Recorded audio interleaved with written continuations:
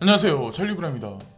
오늘은 좀 긍정적인 뉴스, 지금 여러분들이 이제 들으면 기분 좋아질 만한 뉴스가 있어서 제 눈엔 보기에는 그 뉴스를 보면서 뭔가가 지금 오고 있구나 라고 이제 전 느꼈어요. 그러니까 뭐 보통 보면 숫자가 올라가면 야 불장이다 이렇게 느끼는데, 제가 이제 느끼기에는 어떤 특정한 뉴스가 있는데 그 뉴스를 보고 제가 긍정 시그널을 돌려도 되겠다라는 생각을 했어요. 그래서 오늘 메인 영상의 핵심은 이제 그 주제를 가지고 이제 프라이버시 코인에 관해서 이제 말씀을 드릴 건데, 사실은 하락장이 시작했을 때, 그러니까 제가 말씀드린 건 단기적이게 뭐 한 달짜리 하락장 이런 게 아니라 대세 하락장이 시작을 했을 때 사실은 프라이버시 코인이 상폐되면서 대세 하락장이 됐어요. 이게 FATF가 트래블 룰에 관해서 이거를 뭐 전 세계 다국적 거래소들이, 글로벌 거래소들이 지키지 않는다. 그리고 트래블 룰에 관해서 서로 거래소들끼리 뭐 신원 인증에 관해서 그거를 공유를 해야 된다. 뭐 이런 얘기가 나오면서 사실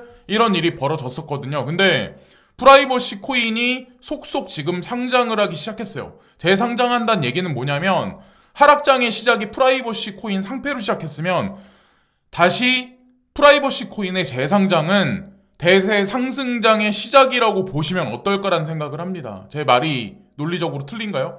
자, 그리고 미국 증권거래위원회에서 코인베이스에 태클을 걸었잖아요. 자, 코인베이스에 태클을 안 걸다가 걸었어요. 명분을 하나 삼아서. 대출 상품에 관해서.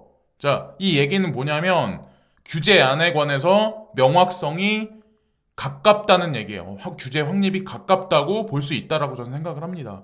그리고 되게 아이러니한 거는, 제가 그 국내 미디어를 보면서 카카오하고 네이버가 독과점이다, 그리고 뭐 플랫폼 어떤 그 경제가 창궐하면서 이것에 관해서 경계하는 어떤 그런 태세가 이제 갑자기 정부에서 일어나면서 카카오하고 네이버가 급작스럽게 주식이 되게 많이 하락을 했어요. 그래서 이 규제안 법안에 관해서도 뭔가 뭐 국내에서 뭐 준비를 할 텐데, 이거랑 같이 저는 상통한다고 생각하거든요. 일맥상충한다고 생각하거든요. 그러니까 공감대가 형성되지 않을까라는 생각을 해요. 뭐 이거는 카카오고 뭐 이거는 코인베이스니까 틀린 게 아니라, 어차피 4차 산업혁명에서는 얘네들은 같이 주도권을 잡고 끌고 갈 수밖에 없는 주도적인 산업의 핵심 축이에요. 그렇기 때문에 뭐 이런 일이 지금 벌어지지 않을까 생각하고, 카카오는 전 뭐 차트적인 관점은 잘 모르겠고 어디까지 빠질진 모르겠지만 저 같은 경우는 어느 정도 빠지면 나쁘지 않다라고 저는 생각합니다. 네이버는 뭐 제가 2018년부터 되게 많이 바라봤던 거는 사실 카카오라서 지금까지도. 자, 그래서 어쨌건 그런 식으로 되지 않을까 생각하고, 비트코인이 엘살바도르에서 데뷔하면서 온두라스, 과테말라가 CBDC 연구를 합니다. 그래서 중남미, 남미 국가에서 지금 도미노 현상으로 계속 비트코인에 관해서 그 준비 통화로 계속 올려나가고 있는 현재의 추세예요. 근데 후진국에서 먼저 이런 일이 벌어지면, 이게 신흥국으로 전이되고 신흥국에서 선진국 쪽으로 가지 않을까라는 생각을 합니다. 왜냐면 전 세계 기축통화국이 IMF 통화바스켓에 기축통화가 있잖아요. 근데 그들이 먼저 비트코인에 관해서 준비통화라는 발언을 하면 전 세계 통화 시스템은 무너져 버릴 수밖에 없어요. 그래서 이런 식으로 엘리트들이 웨이브를 지금 형성하는 게 아닐까라는 생각을 합니다. 그래서 그런 식으로 이제 보시면 되고, 비트코인이 현재 47,000달러를 일시적으로 이제 올라가긴 했지만, 어쨌든 다시 지금 장세에서 46,000달러 초반이나 아니면 중후반을 넘지 않는 상황에서 지금 박스권 횡보를 하고 있는 현재 와중인데, 일단은 47,000달러를 돌파를 못하면 아마도 그냥 불안한 장세는 당분간 유지하지 않을까라는 생각을 해요. 근데 횡보를 어느 정도 해준다면, 이번에 만약에 상승을 해준다면 아마도 5만 달러, 5만 5천 달러는 쉽게 돌파를 하지 않을까. 그 기간이 조금 우리가 생각하는 것보다는 좀 멀게 걸리긴 하겠지만, 어쨌건 이번 달 21일인가 22일 날부터는 FOMC 회의가 있어요. 아마 그때 테이퍼링에 관한 경계 심리가 시장에 그 전부터 아마 작용을 하기 시작을 할 거예요. 그래서 그때 뭐 호전적인 발언이 분명히 나올 거라고 이제 전 생각을 하는데, 그 발언이 나옴과 동시에 엄청난 상승이 그때서부터 아마 일어나지 않을까라는 생각을 저는 해요. 예, 그리고 분명히 10월달 어느 순간부터는 양적 완화가 이뤄질 거라고 이제 전 믿고 있습니다. 그래서 지금 현재 이제 시장 장세를 보시면서 반신반의 하시기보다 만약에 여기서 급락을 해서 일시적으로 밑꼬리가 나오면 나는 매수를 해야 되겠다라는 준비로 9월달은 임하시는 게 좋지 않을까라는 생각을 해요. 자, 그리고 모두가 인정할 코인 상패 기준 마련부터 상패 전까지 국가가 책임져야 뭐 이런 뉴스가 토큰포스트에 나왔는데, 이런 뉴스가 나오는 이유가 사실은 이제 4대 거래소는 이미 다 인증을 다 마쳤죠. 그리고 은행하고도 거래 계약을 완료를 다 했어요.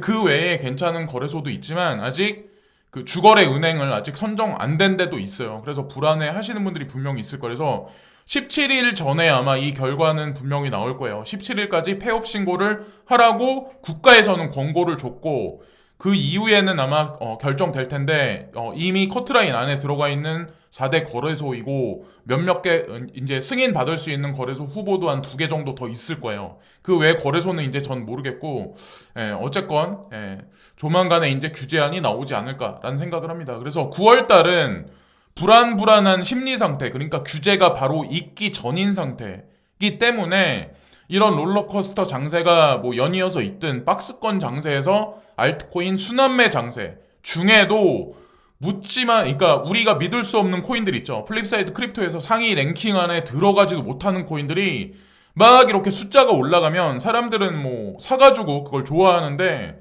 급등한다는 얘기는 급락할 수도 있어요. 거기다가 펀더멘탈 없는 코인을 장투할 필요도 없는 거고, 어쨌든 9월달 같은 경우는 그냥 추세를 보시면서 매수적 관점으로 임하시면 좋지 않을까라는 생각을 합니다. 그리고 10월달, 11월달, 특히나 12월달 들어서는 매도의 관점으로 비트코인이 됐건 무슨 코인이 됐건 12월달은 아마 제가 알기로는 이더리움에 관해서도 호재거리가 있는 걸로 알고 있거든요. 그래서 세력들이 분명히 그걸 작용해서 뭔가를 할 텐데, 그리고 중요한 건 11월 14일로 비트코인 ETF가 바넥 솔리드, 그 ETF가 연기가 됐어요. 그래서 그래서 2달이 연기가 돼가지고 11월 14일 날 다시 연기가 됐다. 그래서 어쨌건 만약에 이때 승인이 진짜 난다면 엄청난 일이 하반기에는 분명히 도래할 거다라는 생각을 합니다. 어쨌건 9월달은 매수 관점으로 전체를 보시면 되고, 12월달, 그래서 11월달부터 12월달은 매도 관점 포지션으로 보시면 어떨까라는 생각을 합니다. 제가 제 경험담을 하나 이제 말씀드리려고 하는데, 누가 이걸 트윗에 올렸어요. 2010년부터 2021년까지 우리 대중들이 바라보는 이 코인에 관해서 이제 말씀드리려고 하는데, 비트코인에 관해서, 비트코인이 대표적이니까 이제 말씀드리는 거지, 저는 비트코인 막시멀리스트는 아니에요. 2010년도에는 아무도 사용하지 않았다. 2012년도에는 그냥 컴퓨터 노드로 그냥 사용됐다. 2013년에는 그냥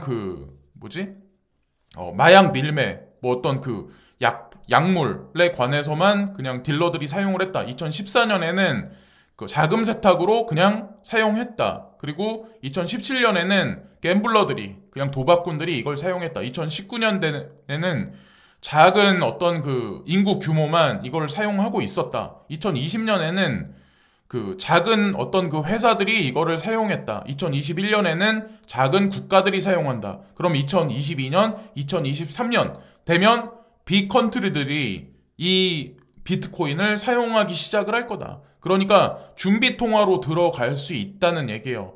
이게 현실적으로 계속 이 상용화가 늘어나고 수요층이 늘어나면 늘어날수록 기하급수적으로 가격은 올라갈 수밖에 없어요. 거기다가 4년에 한 번씩 밤감기가 있잖아요. 4년에 한 번씩. 2016년에 있었고, 제가 이제 들어왔었을 때 2016년에 있었고, 2020년에 있었고, 2024년에 있을 텐데, 참고로 제가 한 가지 이제 지인하고의 어떤 경험담을 말씀드리면, 2016년도에 제가 제 지인한테 70만 원 정도 됐었을 때, 그때 제가 이제 50만 원, 뭐 48만 원 이때 처음에 들어왔으니까 그때 막 추천을 했는데, 제 아는 지인이 금융계통에 일을 했었어요. 근데 아는 사람들도 금융권에 있는 사람들이 되게 많을 거 아니에요. 근데 아는 지인 중에 한 명이 은행권에 있는 사람이에요. 그것도 뭐 우리가 다 아는 뭐 국민은행 뭐 이런데, 근데 은행 지인한테 물어봤더니 그게 뭐냐, 도박이다, 하지 마라. 그리고 또한 친구분한테는 그 형이 증권사에서 일하는 형인데 그분한테 또 물어봤대요. 이거 아는 동생이 비트코인 괜찮다는데 이거 한번 사볼까 했더니 그분이 또 아니라고 말씀하셨대요. 그런 걸 뭐하러 하냐, 믿지 마라. 그래서 투자를 안 했어요. 야, 귀찮아, 막 이런 식으로 저한테 이제 말씀하셨어요. 근데 그분이 지금 코인을 사서 모으세요. 예, 요즘에. 자, 어쨌든 그렇다는 거죠. 그냥 지나가는 얘기를 이제 말씀드리는 거고, 코인베이스 스위스죠. 스위tzerland니까. 근데 여기 보시면은 코인베이스에서 뭐 작업을 했는지 어떤지 모르겠지만 필요에 의해서 그랬겠죠. 그래서 스위스 정부가 비트코인을 준비 통화로 수용했다. 여기 decided라고 여기 나오죠. 수용했다. 그래서 그것에 관해서 되게 기쁘다. 코인베이스에서 기쁘다. 이런 얘기를 했는데 여기 말 그대로 나온 것 같이 리저브 에셋이란 얘기가 뭐냐면 준비 통화예요. 리저브 에셋 말 그대로. 금과 더불어 대외 지급을 위한 준비로서 각국이 보유하고 있는 통화. 보통 우리는 통상 대표적인 걸 달러로 생각을 하죠. 금과 더불어 대외 지급을 위한 준비로서 각국이 보유하고 있는 통화. 국제 간 결제에 쓰일 수 있고 통화 가치가 안정되어 있으며 외국환 관리 존재하지 않는 등의 요구를 준비하고 있는 통화가 준비 통화로서의 지위를 갖는다. 뭐 달러나 뭐 엔화 같은 거 뭐 이런 걸 얘기를 하는 거죠. 자, 어쨌든 스위스에서는 인정을 했다. 우리가 알고 있는 개발도상국이나 후진국이 아니에요. 스위스라고 하면 자, 벌써 인정이 된 거고 인도 중앙은행은 왔다리 갔다리 해요. 지금 보면 사람들 이게 대중한테 혼선을 주는데 언제는 뭐 수용해야 된다, 언제는 뭐 아니다라고 얘기를 하는데 여기 나와 있는 것 같이 암호화폐 국가 경제 기여도가 불확실하다. 인도 중앙은행 총재가 이렇게 말씀을 하셨다는데 최근 사티칸타 다스는 암호화폐 관련 법안이 조만간 발표될 것이라고 말한 바가 있다. 이러지 않을까? 코인베이스를 미국 증권거래위원회가 급작스럽게 태클 건 거나 인도 중앙은행 총재가 이런 식으로 가상자산 시장에 관해서 부정적인 얘기를 하는 거나 똑같다라고 보시면 돼요. 지금 카카오나 네이버 주식이 떨어지는 맥락하고. 자, 결국엔 제도권 수용과 자, 이 거센 4차 산업혁명에서 중앙 기둥으로 쓸 수 있다는 거를 인정하는 발언이라고 이제 전 반어법으로 해석을 합니다. 저 발언에 관해서. 코인데스크에 이제 바이낸스에 관한 얘기가 나왔는데 저는 바이낸스가 잘 될 거라고 생각을 하거든요. 왜냐면 지금 바이낸스가 가지고 있는 시총이나 거래액 규모하고 2위나 3위에 있는 거래액 규모하고 되게 많이 차이가 나요. 엄청나게 많이 차이가 나요. 그래서 결국엔 시장의 키는 바이낸스가 가지고 있다라고 생각하는데 바이낸스 US 같은 경우 전에 엔트그룹 그러니까 알리바바에서 만들어낸 금융 파이낸셜 회사예요. 여기가 엔트그룹이. 자, 엔트그룹은 그리고 싱가포르를 베이스로 하고 있습니다. 그래서 알리바바에서 많은 자금을 축적한 건 사실 엔트그룹으로 들어갔고 엔트그룹을 이용해서 각종 금융사나 보험회사, 뭐 증권하고 관련해서 여러 가지 자회사를 많이 운영하고 있는 걸로 알고 있어요. 동아시아 쪽에서. 예. 그래서 어쨌건 거기 회사에서 일했던 임원, 엔트그룹에서 일했던 임원이 이번에 바이낸스 US로 이직했다. 이번에 구인됐다. 뭐 이런 얘기가 있어요. 그래서 전에 브라이언 브룩스라고 미국 금융감독청장이 있으셨던 분이 3개월 동안 있다가 나가셨죠. 그리고 엔트그룹에서 있었던 사람이 여기 들어갔는데 과연 바이낸스가 어떻게 지금 전 세계 어떤 그 목을 조르는 거를 어떻게 돌파할지 눈여겨보시고 바이낸스가 어떻게 돌파하는지에 따라서 중국 코인하고 관련돼 있는 것들 그리고 WRX 코인도 향후 아마 향방이 아마 분명히 결정될 거예요. 그런 관점으로 그런 포인트로 보시면 되고 엘살바도르가 뭐 이걸 뭐 준비 통화로 뭐 했다 뭐 이런 식으로 공표를 했는데 거기서 이제 피자 가게를 하시는 분이 비트코인 뭐 박스를 여기 가지고 있는데 뭐 이게 꾸며진 건지 어떤 건지 모르겠는데 트윗상에 지금 돌아다니더라고요. 지금 현재 이 국가는 스타벅스도 그렇고 전면적으로 국민들이 사용하게끔 국가에서 지금 운동을 하고 있는 것 같고 창펑자오죠. 바이낸스 CEO가 한마디를 딱 던져요. 요 근래 뭐 오해 사는 거 아니면 뭐 디스하는 그런 것도 되게 많을 텐데 여기 보면 세상에는 잘못된 정보들이 넘쳐나는데 만약 당신이 그것을 만약에 곧이곧대로 모든 것을 다 믿는다면 당신은 가난해질 텐데 뭐 이런 식의 내용을 던져요. 근데 이게 사실이에요. 여러분들이 보시는 뭐 정부에서 국가 정책에서 내보내는 정부 정책이라든가 신문 지상에 나오는 모든 미디어에 나오는 내용을 곧이곧대로 100% 믿으실 필요가 없어요. 어쩔 때는 반어법적인 해석을 하실 필요도 있고 어쩔 때는 그대로 수용해서 뭐 흐름만 보시면 돼요. 그런 관점으로 이제 보시면 돼요. 특히나 JP모건에서 뭐 이 가상자산 시장에 관해서 얘기를 할 때는 어쩔 때는 반대로 보실 때 거기서 얻어지는 게 더 많을 때도 있어요. 그리고 제가 아까 초반에 말씀드렸다시피 가상자산 시장이 이제 대세 하락장으로 들어가면서 사실 익명성 코인이 글로벌 거래소에서 상장 폐지된 게 되게 많아요. 대시코인도 그랬었고 모네로 코인도 그랬었는데 여기 나와 있는 거대로 모네로 코인이 빗비넥스의 그 선물 시장에 이번에 런칭이 됐어요. 선물 시장에 런칭 됐단 얘기는 리스트 됐단 얘기보다 더한 얘기거든요. 그러니까 빗비넥스도 규제안에 관해서 이제 이 프라이버시 코인에 관해서 규제안에 관해서 긍정적으로 나올 거에 관해서 대비를 미리 선점하고 있지 않을까라는 생각을 합니다. 또 하나는 이제 중요한 게 뭐냐면 XRP도 아직 소송에 직면해 있는 현재의 와중인데 빗비넥스에서 XRP를 USDT 마진 거래에 여기 이거 집어넣었어요. 마진을 집어넣었어요. 무슨 얘기냐면 이것도 마찬가지로 제가 이제 느끼기에는 희망회로를 돌려보자면 소송이 끝나는 게 머지 않았다. 그래서 제가 말씀드린 건 1, 2주 내에 끝난다는 얘기가 아니라 이제 이 빗비넥스 같은 경우는 중상위 정도 거래소는 되거든요. 예, 하위 거래소는 아니고 그러면 이제 상위권에 있는 거래소들도 XRP에 관한 스탠스가 이제 전면적으로 나오기 시작하지 않을까라는 생각을 하고 대시코인에 관해서 비트렉스에 얼마 전에 이제 재상장을 시켰었잖아요. 제가 아까 방송 초반에 말씀드렸다시피 근데 여기에 보면 G캐시 같은 경우 G캐시도 4가지 페어 그러니까 비트코인, 이더리움, USD, USDT 페어를 다시 재상장 시켰다.